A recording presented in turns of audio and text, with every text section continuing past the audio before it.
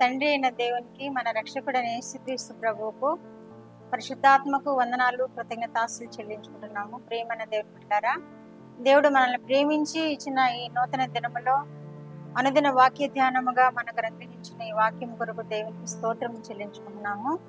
ఈ దిన వాక్యము ద్వితీయోపదేశ ఖండము 4వ అధ్యాయము 7వ వచనం చదువుకుందాం. ఏలయనగా మనము ఆయనకు మొరపెట్టినప్పుడెల్లా మన దేవుడైన యెహోవా మనకు సమీపముగా నున్నట్టు మరి ఏ గొప్ప జనమునకు ఏ దేవుడు సమీపముగానున్నాడు అని ప్రశ్నిస్తున్నాడు. ఇక్కడ మోషే ఇజ్రాయేలీలతో మాట్లాడుతున్నాడు. మన దేవుడు మనకు సమీపముగా ఉన్నట్లు ఏ జనమునకు ఏ దేవుడు సమీపంగా ఉన్నాడు అని ప్రశ్నిస్తున్నాడు. మన దేవుడు గొప్ప దేవుడు కనుక మనము అడిగినప్పుడెల్లా, మనం ఆయనకి విజ్ఞాపన చేసినప్పుడల్లా, మనం ఆయనకి విధేయతతో ప్రార్థన చేసినప్పుడల్లా మనకు ఆయన సమీపముగా ఉన్నానని వాక్యం ద్వారా తెలియజేస్తున్నాడు. ఆయన సమీపంగా వస్తాడు.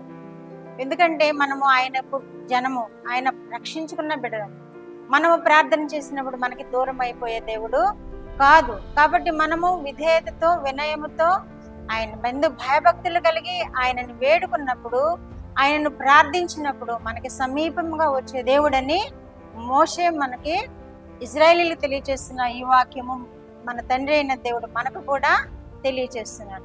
అలాగే నినివే ప్రజలు మీకు ప్రమాదము కలుగుతుంది, మీరు నాశనం అయిపోతారు, మీ పాపములు మీ మీద విస్తరించి ఉన్నవన్నీ ప్రకటన చేసినప్పుడు వారు భయభక్తులు కలిగి పిల్లలు, పెద్దలు, పశువులు, పసిపిల్లలు, పాలు తాగే పిల్లలు అందరూ 3 దినాలు ఉపవాసం ఉండి ప్రార్థన చేసినప్పుడు వారికి ఇస్తానన్న పనిష్మెంట్ ఇవ్వలేడు. వారిని నశింపచేస్తానన్న దేవుని కోపాన్ని చల్లార్చుకుని వారి ప్రార్థనలు విని వారికి రక్షణ కలుగు చేశాడు.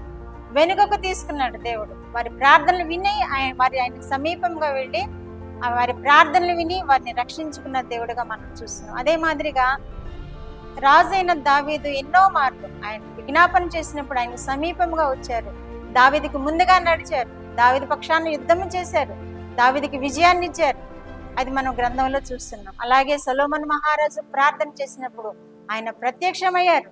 ఆ మందిరంలో ఆయన ప్రత్యక్షమైనప్పుడు ఆయన విజ్ఞాపన చేశారు. అక్కడ దేవుడు ఉన్నాడని విజ్ఞాపన చేసినప్పుడు తప్పకుండా నేను నెరవేరుస్తాను నీ మనవులు అని అక్కడ దేవుడు వాగ్దానం చేశాడు. అంత మాత్రమే కాదు, మనం విజ్ఞాపన చేసినా గానీ మనము కూడా భయంతోనూ భక్తితోనూ దేవుడు మనకు సహాయం చేస్తాడని విశ్వాసంతో ప్రార్థన చేయాలి. దేవుడు మనకి సమీపంగా ఉన్నాడు అని నమ్మకంతో ప్రార్థన చేయాలి.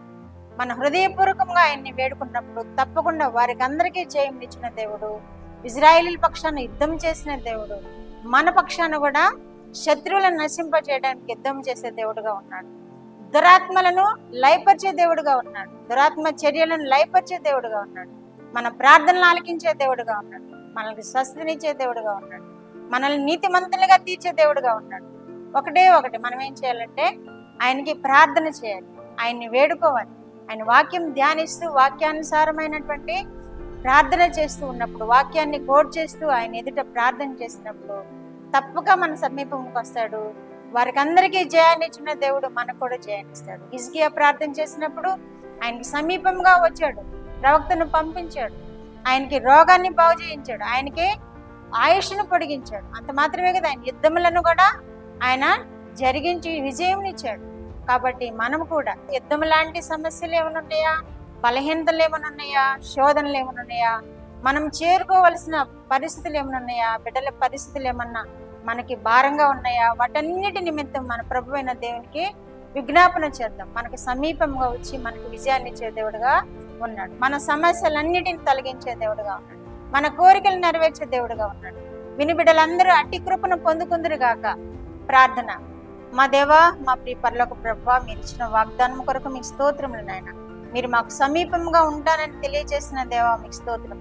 ఏ దేవుడు సమీపంగా ఉన్నాడు అని మోషే ప్రశ్నిస్తున్నాడు ప్రభువా. మీరు సమీపంగా ఉన్నట్లుగా మరి ఏ గొప్ప జన్మనకు ఏ దేవుడు సమీపంగా ఉన్నాడు అని ప్రశ్నిస్తున్నారు నాయన. నిజమే ప్రభువా, మీరు మమ్మల్ని మీ బిడ్డలుగా చేసుకున్నారు నాయన. మీకు విజ్ఞాపన చేసినప్పుడల్లా మీరు మాకు సమీపానికి వస్తున్నారు దేవానైనా. మీరు మా మనవులను అంగీకరిస్తున్నారు, మీకు స్తోత్రములు. వినిచున్న బిడ్డలందరినీ మీ పాదం ఎత్తి పెడుతున్నాం ప్రభువా. వారి మనవులను ఆలకించండి దేవా, వారికి సమీపంగా వెళ్ళండి ప్రభువా. మా ప్రభువా, అవసరతలన్నింటినీ మీ కృపలో తీర్చండి ప్రభువా. నైనా వారి యొక్క ఇబ్బందులన్నింటినీ వారి మీ కృపలో తొలగించండి ప్రభువా. మీరు ఆశీర్వదించి మహిమ పొందమని యేసుక్రీస్తు వారి పేరిట ఈ మనవులు మీ పాదముల యొద్ద వేడుకుంటున్నాను పరమ తండ్రి. ఆమేన్.